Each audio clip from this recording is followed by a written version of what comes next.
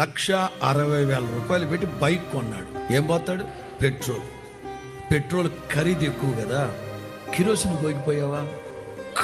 కూలుగా ఉంటుంది కదా నవరత్న నూనె, అది పోయిపోయావా? ఎర్రగా బాగుంటుందిగా, పోయిడా? ఏ అంటే చీపే కదా నవరత్న నూనె, చల్లగా ఉంటుంది కదా, ఇంజిన్ వేడెక్కకుండా పోయిడు. ఏ 1,00,000. నేను అంటాను, ఇదిగో ఈ మనిషి శరీరం ఎంత ఖరీదైందో తెలుసా?